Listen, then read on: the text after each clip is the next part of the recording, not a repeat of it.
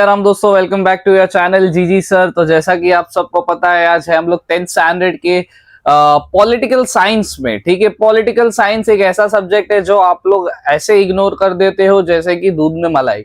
तो ऑब्वियसली, लेकिन उस मलाई का काम सबसे ज्यादा इंपॉर्टेंट रहता है, उसमें बहुत ज्यादा न्यूट्रिएंट्स होते हैं कंपेयर टू दूध। तो ऑब्वियसली पॉलिटिकल साइंस जो है हिस्ट्री में क्या करता है, आप लोगों को और मार्क्स गेन करने में हेल्प करता है। हम लोग इसे काइंड ऑफ क्या हो जाता है, भूल जाते हैं। तो इसे भूलना नहीं है। ये चैप्टर जो पॉलिटिकल पार्टीज है, एक इंपॉर्टेंट चैप्टर है पूरे पोर्शन में अपने हिस्ट्री एंड पॉलिटिकल साइंस के। सो आज ये चैप्टर हम लोग करते हैं, फटाफट एक शॉर्ट रिवीजन होगा। हम लोग फटाफट ये चैप्टर कंप्लीट करेंगे। 2 वीडियोस या 3 वीडियोस ही बनाऊंगा इसके में। ठीक है, तो पढ़ते हैं फटाफट।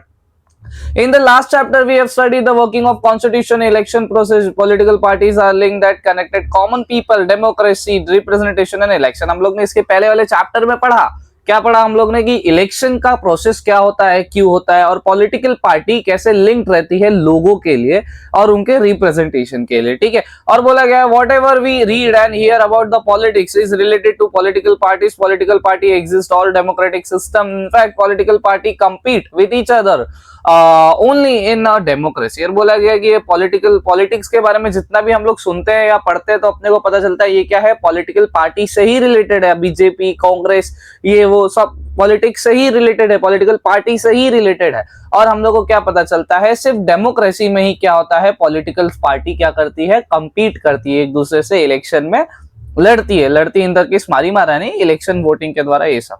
ठीक है, in this chapter we shall study the political system in India. अब इंडिया में क्या पॉलिटिकल सिस्टम है वो हम लोग पढ़ते हैं, देखते हैं इसमें क्या लिख के दिया गया है। In your school and surrounding you must have seen some groups, institution, organisation working to achieve some objective. Some organisation take initiative in resolving social problem. आपने अपने स्कूल या अपने एरिया में देखा होगा कि कोई एक संस्था होगी जो एक ऑब्जेक्टिव अचीव करने के लिए काम करती रहती है। जैसे किसका होता है समाज का भला, किसका होता है इक्वालिटी स्टैब्लिश करना, अलग अलग। तो ऐसी बोला गया you may have read about the various movement and their works just as their active groups, institution and movement, similarly their political parties who contest election।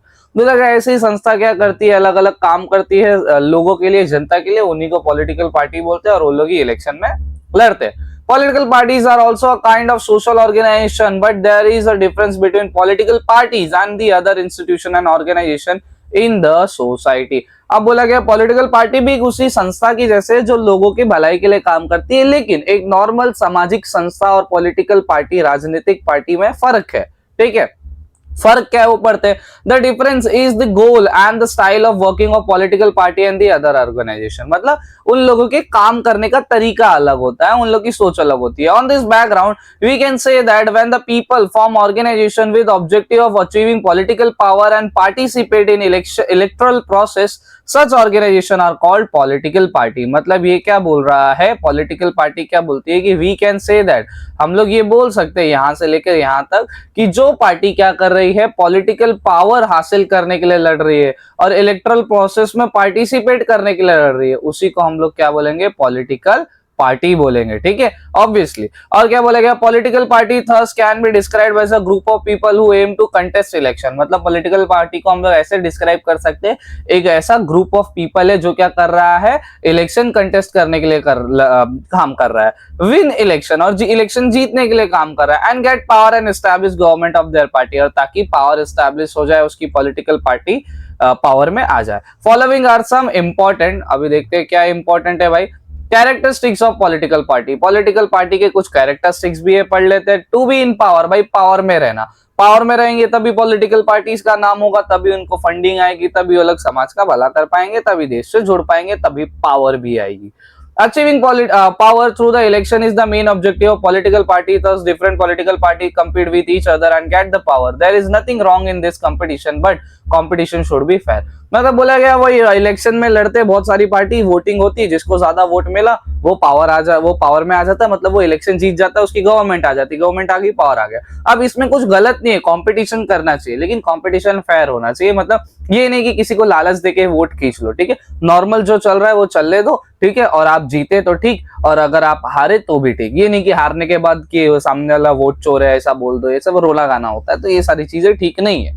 ठीक है, टू बी इन पावर, ये पहला कैरेक्टरिस्टिक्स है। और फिर क्या बोला गया, टू परस्यू एन आइडियोलॉजी, एक आइडियोलॉजी परस्यू करना। मतलब बोलते ना देखो हम लोग हमेशा बोलते हैं कि एक विचारधारा को पकड़ के चलो, तो वही एक विचारधारा को पकड़ के चलो। जैसे कि कितने पॉलिटिकल पार्टीज क्या एस्टैब्लिश करना चाहती है, हम बोलते हैं कि ना कि हमारा लक्ष्य है कि हम क्या समाज में इक्वालिटी लाए, ठीक है। एक दूसरी पॉलिटिकल पार्टी का क्या नारा रहेगा कि हमारा लक्ष्य है कि हम अब समाज में ये लाए वो लाए। तो एक पॉलिटिकल पार्टी का एक एजेंडा रहता है, आइडियोलॉजी रहती है। बोला गया every political party has some policies and बोला गया world views, parties have particular stand about the social issues. हर एक पर्टिकुलर पॉलिटिकल पार्टी पापा क्या बोल रहा हूं मैं, हर एक पॉलिटिकल पार्टी का एक अलग व्यू होता है, ठीक है, वर्ल्ड व्यू होता है और अलग सोशल इशू को सोचने का तरीका भी होता है। बोला गया this together make a party ideology, और ये पूरा एक साथ क्या मिलता है, पार्टी आइडियोलॉजी को फॉर्म करता है। The people who consider any specific party ideology has accepted support that political party. और अगर कोई इंसान एक पर्टिकुलर पॉलिटिकल पार्टी का जो आइडियोलॉजी है, कोई दूसरे इंसान का भी सेम आइडियोलॉजी है, तो वो क्या करेगा, उसका सपोर्टर ही कहलाएगा, ठीक है। और क्या बोला गया, सोशल सपोर्ट, जैसे फॉर एग्जांपल हम लोग बोलते हैं ना कि नहीं अभी जर्मनी में एक शेपर्ड है, ठीक है, जर्मन शेपर्ड है, ठीक है। अब वो जर्मन शेपर्ड वो जर्मनी में बैठ के इधर गाली देता है कि इधर की गवर्नमेंट ऐसी, इधर की गवर्नमेंट ऐसी, और इधर की भी एक गवर्नमेंट है ऐसी जो अपने ही देश को गाली देती है। तो हम लोग पता कर सकते हैं कि दोनों का लिंक है भाई, वही कैटेगरी बेचता होगा। आगे क्या बोला गया, receive by a political party is called, बोला गया मास बेस। और बोला गया जो सोशल सपोर्ट मिलता है एक पॉलिटिकल पार्टी को, ठीक है, उसे हम लोग मास बेस बोलते हैं। ऑब्वियसली जैसे मोदी जी जीते हैं तो उनको वोटिंग के द्वारा जिताया गया है, तो वो mass base obviously political support है of political party. In modern day ideologies of all political parties appear to be similar, hence it has become difficult to differentiate between the parties on the basis of ideology. अब बोला गया modern days में सब खिचड़ी पक गया, सबको ideology kind of mix up हो गया, तो डिफरेंशिएट करना पॉलिटिकल पार्टीज को, मतलब अलग अलग विभिन्नता की, भाई ये पॉलिटिकल पार्टी क्या चाहती है, वो क्या चाहती है, ये क्या चाहती है, तो पहचानना बहुत ज्यादा मुश्किल हो जाता है, ठीक है। हालांकि अभी पहचानना ज्यादा मुश्किल नहीं है, अभी हालांकि ये ऐसा हो रहा है कि एक पॉलिटिकल पार्टी एक साइड है और बाकी जितनी भी पॉलिटिकल पार्टी है सब एक साथ जोड़ रहे हैं, तो अपने को ऑब्वियसली डिफरेंशिएट करना इजी है कि भाई सही कौन है और झुंड में कौन है। आगे देखो क्या बोला गया, to have a party agenda, और अपना क्या होना चाहिए, एक पार्टी एजेंडा होना चाहिए, ठीक है भाई, पार्टी का एक मुद्दा होना चाहिए, बिना भाई बिना बात के तुम क्यों लड़ने आ रहे हो। Political parties prepare their party agenda on the basis of party ideology, party का जो आइडियोलॉजी है, जो उसका पर्टिकुलर एम है, उसी के बेसिस पे अपना एजेंडा फॉर्म करते हैं। बोला गया they implement the agenda after they get political power, even if they do not get political power, political party try to get support of the people on the basis of this agenda. अब political power अपने agenda को ही लेकर क्या करती है, political support हासिल करने की कोशिश करती है, लोगों का वोट हासिल करने की कोशिश करती है, और इनकेस वो नहीं भी होता, हार भी जाती, तो भी अपना एजेंडा वो फैलाती है और पब्लिक का सपोर्ट हासिल करने के ताक में रहती है एज अ अपोजिशन, ठीक है। और क्या लिख के दिया है, टू एस्टैब्लिश अ गवर्नमेंट, ठीक है, एंड सेकंड उसका ऑब्वियसली एक मेन कैरेक्टरिस्टिक है भाई गवर्नमेंट एस्टैब्लिश करो। गवर्नमेंट ही एस्टैब्लिश नहीं कर सकते तो तुम भाई पॉलिटिकल पार्टीज किस बात की। अब political party establish the government and govern the nation, political party government बनाती है, अगर वोट इलेक्शन से जीत गई तो भाई नेशन को भी चलाती है। The political party which get majority in election from the government, the political party which do not get the majority act as an opposition party, जो मेजोरिटी मिलता है, मतलब जिसको ज्यादा वोट्स मिलते हैं वही गवर्नमेंट बनाती है, और जिसको ज्यादा वोट नहीं मिला, जो हार जाता है, उसे अपोजिशन बोलते हैं। जैसे करंट सिचुएशन में भाजपा क्या हो जाएगा, रूलिंग पार्टी है, भाजपा जीती है, और अभी जैसे कांग्रेस हो गई और दूसरी पार्टी क्या हो जाएगी, अपोजिशन पार्टी हो गई, ठीक है। ये मजाक नहीं उड़ा रहा, मैं एग्जाम्पल दे रहा हूँ, गला में पकड़ लेना मेरा। आगे देखो, हालांकि लिबरल्स कुछ आ जाएंगे, ठीक है, जल्दी है, जल्दी दो। आगे देखो क्या बोला गया, to act as a link between the government and people, और पॉलिटिकल पार्टीज का ऑब्वियसली एक और क्या है सिद्धांत, क्या है कि लोगों और बोला गया गवर्नमेंट के बीच में लिंक करने का काम करो, लिंक बनने का काम करो, रिप्रेजेंटेटिव, मतलब कोई भी कंप्लेन हो तो लोग obviously direct main party main stream से नहीं जुड़ सकते, तो लोग का गवर्नमेंट का या पॉलिटिकल पार्टीज का काम है कि गवर्नमेंट तक पब्लिक का प्रॉब्लम लेके जाया जाए। अब बोला गया political parties work as a link between बोला गया गवर्नमेंट एंड पीपल, अब बोला गया पॉलिटिकल पार्टी वही लोग और बोला गया गवर्नमेंट के बीच में लिंक करने का काम करती है। Political parties communicate the demand and complaints of the people to the government, अब पॉलिटिकल पार्टी क्या करती है, कम्युनिकेट करती है गवर्नमेंट से लोगों की जो डिमांड रहती है, ठीक है, और कंप्लेंट्स रहती है, ठीक है, जो भी गवर्नमेंट से उनकी कंप्लेंट है वो काम करती है एक पॉलिटिकल पार्टी पहुंचाने का। जैसे फॉर एग्जांपल अभी देखो कुछ पॉलिटिकल पार्टीज बोलते हैं कि नहीं भाई हमें रिजर्वेशन चाहिए, हम लोग अभी जैसे बांग्लादेश में हुआ तो कुछ पॉलिटिकल पार्टीज क्या बोलती है कि नहीं भाई बांग्लादेश में जो हो रहा है होने दो, अपने को क्या लेना देना, हालांकि गाजा या फिलिस्तीन में कुछ होता है तो इन सबको लेना देना हो जाता है। और कुछ पॉलिटिकल पार्टी बोलती है भाई गवर्नमेंट जॉब नहीं मिल रही है, कुछ पॉलिटिकल पार्टी क्या बोलती है भाई कि नहीं ये दलित का हो रहा है, मतलब लोअर कास्ट अपर कास्ट का ये एजेंडा फैलाती है। हालांकि वो पॉलिटिकल पार्टी तब शांत रहती है जब बांग्लादेश में एक दलित इंसान को ही जला दिया जाता है। तो ऐसे पॉलिटिकल पार्टी से हमें बचना चाहिए। और जिन्हें गवर्नमेंट जॉब या रिजर्वेशन जो ये सब की ताक में, तो भाई मेरे हिसाब से आप लोगों को दुनिया छोड़ देनी चाहिए। क्योंकि भाई देखो सिंपल सा हिसाब है, अगर एक देश है, एक देश में एक लिमिटेड गवर्नमेंट जॉब ही हो सकती है। मुझे भी गवर्नमेंट जॉब नहीं मिल सकती और भी हजारों लोग को नहीं मिल सकती। एग्जाम दो, एग्जाम क्लियर करने की औकात है तो कर लो, नहीं तो फिर चुपचाप घर पे बैठो और बिजनेस स्टार्ट करो या कुछ पढ़ाई करके दूसरा कुछ करो। ये भीख मांगना बंद कर दो कि भाई गवर्नमेंट जॉब नहीं मिल रही, गवर्नमेंट जॉब नहीं मिल रही, गवर्नमेंट जॉब नहीं दे रही। गवर्नमेंट सब कुछ अपना काम प्रॉपर कर रही है, बस हमें थोड़ा एक सिविक सेंस होना चाहिए कि भाई हमें गवर्नमेंट जॉब नहीं चाहिए, हमें क्या करना चाहिए, हमें एक जॉब चाहिए ऑब्वियसली जो अपना पेट पाल सके, या बिजनेस स्टार्ट करो। ये रोना धोना बंद करना चाहिए हमें। और रही बात रिजर्वेशंस की भी ऊपर आते हैं। रिजर्वेशंस भी एक हद तक होती है। अभी मेरी जो रीसेंट गवर्नमेंट है उससे भी मेरी ऑब्वियसली एक शिकायत है कि रिजर्वेशंस भी अभी हमें काफी हद तक बंद कर देनी चाहिए।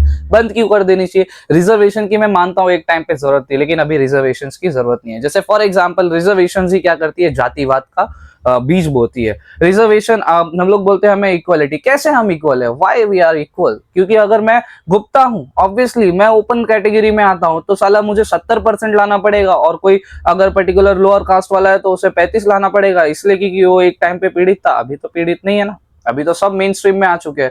तो जब हम लोग में ऐसा ही डिफरेंस गवर्नमेंट ही रिजर्वेशन के द्वारा पैदा कर दे रही है, तो हम लोग फिर कहां से इक्वालिटी समाज लेके आ पाएंगे, कहां से हम डेमोक्रेसी? मेरे मन में तो हमेशा चलता रहेगा यार, मैं 70% लाके भी मेरे को गवर्नमेंट जॉब नहीं मिली, उसको 50 में मिल गई। तो ऑब्वियसली ये सारी चीजें बंद होनी चाहिए मेरे हिसाब से। ये मेरा व्यू है। ऑब्वियसली फ्रीडम ऑफ स्पीच मुझे भी है, तो कोई कंप्लेन मेरे खिलाफ भी नहीं कर सकता, और जो उखाड़ सकता है उखाड़ ले। आगे देखो क्या बोला गया। The government tries to get support of the people of these policies and programs through the political parties। अब गवर्नमेंट क्या करती है, सपोर्ट पाने की कोशिश करती है लोगों का, ठीक है, पॉलिसीज के थ्रू, प्रोग्राम्स के थ्रू, ये सब जो भी है, ठीक है। और क्या बोला गया, what do we understand following newspaper exam explain in brief, ये सब छोड़ दो। इमेजिन ये सब भी छोड़ दो। Changing nature of the Indian political party, अच्छा ये हम लोग नेक्स्ट चैप्टर में पढ़ेंगे, नेक्स्ट वीडियो में पढ़ेंगे, ओके। फिर नहीं, इस वीडियो में ही पढ़ लेते हैं हम लोग, और बाकी नेशनल पार्टीज दूसरे वीडियो में पढ़ेंगे। Then Congress was the strong political party in the post independence period. अब इंडिपेंडेंस के बाद ही जस्ट कांग्रेस एक स्ट्रॉन्ग पॉलिटिकल पार्टी थी। Congress had a majority at the centre in the most of the state. मतलब कांग्रेस ऑब्वियसली क्या हुआ था उस टाइम पे कि कांग्रेस जैसे फॉर एग्जांपल जब अपने को आजादी मिली थी, तब जो गांधी थे, गांधी जी, ठीक है, तो गांधी जी ने क्या किया था, सरदार वल्लभ भाई पटेल थे अपने, ठीक है, और नेहरू थे, ठीक है। अब नेहरू जी और सरदार वल्लभ भाई पटेल जी ये दोनों उतरे थे प्राइम मिनिस्टर के लिए। वही जो भी इलेक्शन था, तो उनका जो काउंसिल्स था, तो सबसे ज्यादा वोट सरदार वल्लभ भाई पटेल को मिले थे।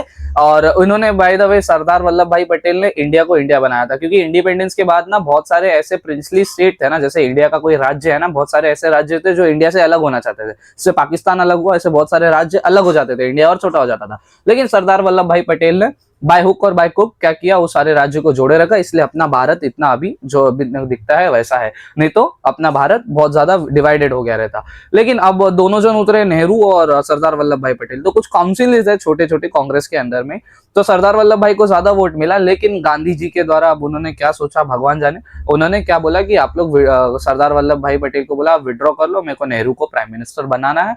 तो अपने पंडित नेहरू जी, पंडित नहीं थे सॉरी, नेहरू जी क्या बने, अपने प्राइम मिनिस्टर बने, फर्स्ट प्राइम मिनिस्टर बने। उन्होंने भी कुछ अच्छे काम किए थे। हालांकि ये जो एक पर्टिकुलर बायसनेस था वो गलत था, और respect to that all that things जो भी उन लोगों ने की है, ये सब महान लोग थे। ऑब्वियसली मैं इधर बैठे बैठे कुछ उनके बारे में बुरा नहीं बोल रहा, बस एक बोलते हैं एक बायसनेस बता रहा हूँ। ऑब्वियसली कि एक बंदा जिसने पूरे देश को जोड़ा, हमें शायद आई थिंक उसे प्रेफर कर लेना चाहिए था, उसे मौका देना चाहिए था। आई थिंक जो हुआ है उससे भी और अच्छा हो सकता था। ये मेरा एक व्यू है। आगे बढ़ते हैं हम लोग।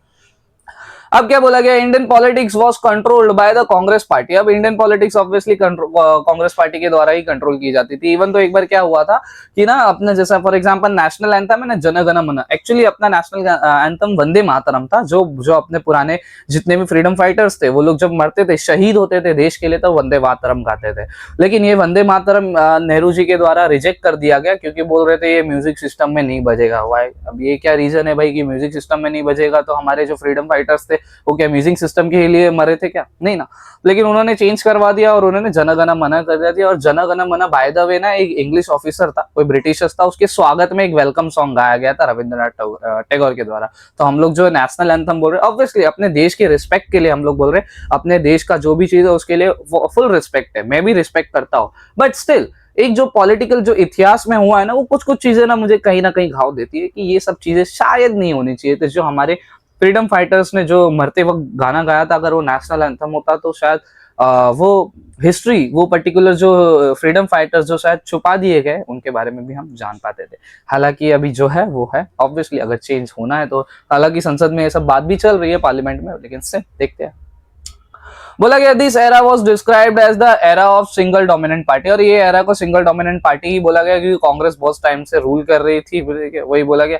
Non Congress party came together and challenge single dominant party system इन 1977। अब जो नॉन कांग्रेस पार्टी थी उन्होंने बोला कि भाई अब तो क्या करना पड़ेगा, साथ में आना पड़ेगा। जैसे अभी बीजेपी है ना, बीजेपी देखो, बीजेपी को हटाना बहुत मुश्किल है, तो सारी पार्टी एक साथ आ गई है। राहुल गांधी साथ में आ गए हैं, ममता जी शायद साथ में आ गई थी, अखिलेश साथ में आ गए थे, ये सब लोग, ये लोग साथ में आ गए, बोले इनको हटाएंगे, लेकिन नहीं हटा पाया वो। अरे अलग बात है वो, ठीक है। तो उस टाइम पे भी ऐसा हुआ था। हालांकि after 1899 Lok Sabha election the system of one party emerges as the dominant party came to an end. 1899 में क्या हुआ, ये पर्टिकुलर पार्टी क्या हुई, खत्म हो गई, मतलब इनको इलेक्शन में शायद हारना पड़ा। Since then different parties became to come together to form coalition government, और उसके बाद बहुत सारी अलग अलग पार्टी क्या फॉर्म करने लगी, कोलिएशन। कोलिएशन गठबंधन होता है ना, जैसे फॉर एग्जांपल अभी महाराष्ट्र में एकनाथ शिंदे और बीजेपी का गठबंधन हुआ, दोनों जन पार्टी साथ में है, ठीक है। और जो दूसरी शिवसेना थी उद्धव जी की, वो कांग्रेस के साथ मिल गई, तो एक गठबंधन होता है, ठीक है। और बोला गया both Bharatiya Janata party and बोला गया Congress party made an experiment of establishing coalition government, ठीक है। अब भारतीय जनता पार्टी जो अपना बीजेपी और कांग्रेस, एक टाइम पे इन लोगों ने भी कोलिएशन गवर्नमेंट बनाया था, साथ में इन लोगों ने भी गठबंधन करके पॉलिटिकल पार्टी बनाया। The believe that coalition government bring instability was proven wrong by the political party system in our country. In fact the coalition government system has stabilised in India. अब सबको लगता था गठबंधन पर्टिकुलर नहीं चल पाएगा, लेकिन ये गलत प्रूव हुआ, ठीक है। अपना कोलिएशन जो गठबंधन की सरकार थी वो बहुत अच्छी चलने लग गई इंडिया में, इंडियन डेमोक्रेसी में, ठीक है। अब do you know, no we don't know, if the power remains with one political party for a long period of time, no other political parties are influential the party is called one party system. अगर एक political party बहुत time से राज कर रही है तो हमें उससे वन पार्टी सिस्टम बोलते हैं, ठीक है। जैसे फॉर एग्जांपल अगर बीजेपी अभी नहीं हिल पा रही है, बीजेपी बहुत टाइम से प्राइम मिनिस्टर है और अभी जो इलेक्शन आने वाला है उसमें भी है, तो हम लोग बोल सकते हैं कि एक लंबा कार्यकाल बीजेपी है, तो वन पार्टी सिस्टम जैसे उस टाइम पे कांग्रेस का था, इस टाइम पे बीजेपी का।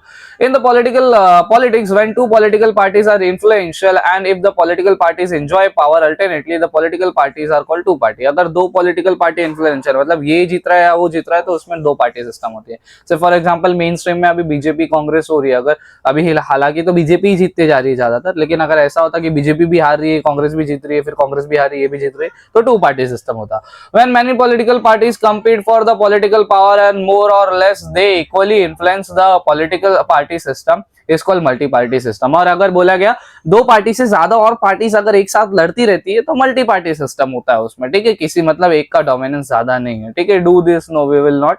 और अभी नेक्स्ट चैप्टर में हम लोग पढ़ेंगे नेशनल पार्टीज के बारे में, जिसमें कांग्रेस के बारे में कैसे स्टैब्लिश हुआ, कम्युनिस्ट पार्टी, बीजेपी कैसे स्टैब्लिश हुई, तृणमूल कैसे, बहुजन, ये सब कैसा पॉलिटिकल पार्टी स्टैब्लिश हुई, क्या क्या था, क्यों क्यों था, कैसे कैसे था, ये सब हम लोग पढ़ेंगे। तो मिलते हैं ऐसे किसी नेक्स्ट वीडियो में, तब तक के लिए ये इंपॉर्टेंट चैप्टर है, याद कर लेना अच्छे से आंसर्स, और पूछ लेना नहीं आएगा समझ में तो कमेंट कर देना। सारा साइंस, मैथ्स, हिस्ट्री, ज्योग्राफी जो भी है सब मैं बता दूंगा, और क्वेश्चन आंसर भी चाहिए तो वो भी मैं बता दूंगा। बस कमेंट करके मुझे बता दो कि सर ये नहीं आ रहा है, एक्सप्लेन कर दो या आंसर भेज दो, तो मैं भेज दूंगा या आंसर एक कोई वीडियो बना दूंगा, ठीक है। तो मिलते हैं नेक्स्ट वीडियो में। और एक इंपॉर्टेंट चैप्टर है पॉलिटिकल साइंस का, फिर से बोल रहा हूँ, पढ़ लेना, बजा दूंगा नहीं तो, ठीक है। और thank you very much for watching this video. Please do share with your friends and please do subscribe to your channel GG sir. जय Siya Ram, thank you and very happy new year to all of you.